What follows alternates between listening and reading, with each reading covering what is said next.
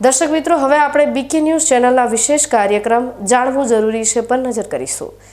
આજે આપણે આ માહિતીસભર કાર્યક્રમમાં જાણીશું અધિક માસ વિશે। આ વર્ષે જેઠ માસ અધિક માસ છે। ભારતીય પંચાંગમાં આ અધિક માસ કેમ જોડવામાં આવે છે તે તમને ખબર છે? તો આજે આપણે આ મહત્વની અને રોચક જાણકારી વિશે જાણીશું। સમય માનવ જીવનનું સૌથી મોટું રહસ્ય। દિવસ, મહિના અને વર્ષોની ગણતરીથી માણસે પોતાની સંસ્કૃતિ ઘડી, પરંતુ ભારતીય પંચાંગમાં એક એવો મહિનો આવે છે જે સામાન્ય નથી। દર 3 વર્ષે આવતો આ અધિક માસ માત્ર એક વધારાનો મહિનો નથી, પરંતુ તે છે બ્રહ્માંડના સમયચક્રને સંતુલિત કરવાની અદ્ભુત વૈજ્ઞાનિક અને આધ્યાત્મિક વ્યવસ્થા। ભાગ 1, પંચાંગ શું છે? ભારતીય પંચાંગ ચંદ્ર અને સૂર્ય બંનેની ગતિ આધારિત છે। અંગ્રેજી કેલેન્ડર માત્ર સૂર્ય પર આધારિત છે, પરંતુ ભારતીય પંચાંગમાં મહિનાની ગણતરી ચંદ્રના ચક્રથી થાય છે।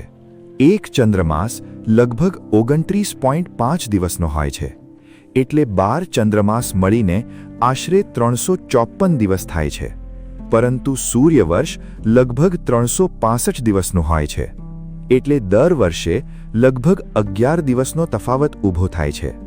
અને આ તફાવત જો વધતો જાય તો ઋતુઓ અને તહેવારો બધું જ બદલાઈ જાય।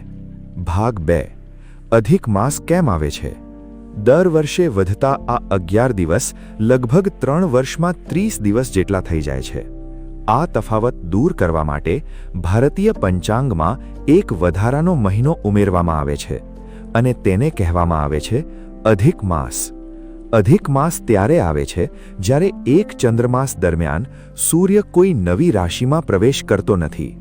ભારતીય જ્યોતિષમાં સૂર્યના એક રાશિમાંથી બીજી રાશિમાં પ્રવેશને સંક્રાંતિ કહેવામાં આવે છે। જો કોઈ ચંદ્રમાસમાં એક પણ સંક્રાંતિ ન થાય તો તે મહિનો અધિક માસ બની જાય છે। ભાગ 3, આ વર્ષે અધિક જેઠ માસ। આ વર્ષે પંચાંગ મુજબ જેઠ મહિનો અધિક આવ્યો છે, એટલે આ વર્ષે 2 જેઠ માસ ગણાશે। જેઠ મહિનો પરંપરાગત રીતે તાપ, તપસ્યા અને સંયમનો સમય માનવામાં આવે છે, અને અધિક જેઠ આ આધ્યાત્મિક ભાવનાને વધુ ઊંડો બનાવે છે।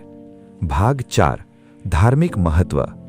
અધિક માસને પુરુષોત્તમ માસ પણ કહેવામાં આવે છે, કારણ કે આ માસ ભગવાન વિષ્ણુને સમર્પિત માનવામાં આવે છે। ધાર્મિક માન્યતાઓ મુજબ આ મહિને જપ, તપ, દાન, ઉપવાસ અને ભક્તિનું વિશેષ મહત્વ છે। એવું માનવામાં આવે છે કે આ માસમાં કરેલા સારા કર્મોનું ફળ અનેક ગણું મળે છે।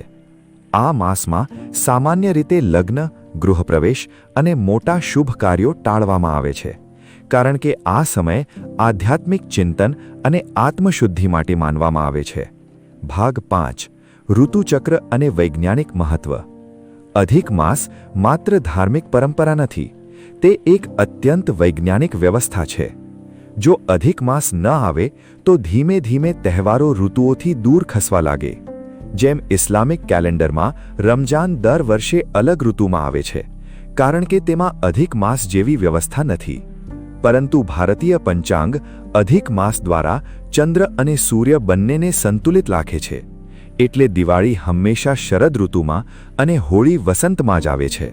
ભાગ 6, પ્રાચીન ભારતીય જ્ઞાનની મહાનતા।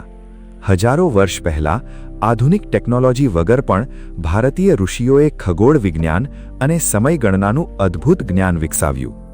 અધિક માસ એ માત્ર ધાર્મિક પરંપરા નથી, પરંતુ તે ભારતીય વૈજ્ઞાનિક વિચારધારાની જીવંત સાબિતી છે। અધિક માસ આપણને શીખવે છે કે સમય માત્ર ઘડિયાળમાં નથી, પરંતુ પ્રકૃતિ, બ્રહ્માંડ અને માનવ જીવનના સંતુલનમાં વસે છે। અને કદાચ એટલા માટે જ ભારતીય પંચાંગ માત્ર કેલેન્ડર નથી, પરંતુ સમયને સમજવાની એક જીવંત સંસ્કૃતિ છે। અધિક માસ, આધ્યાત્મિકતા અને વિજ્ઞાનનું અનોખું મિલન।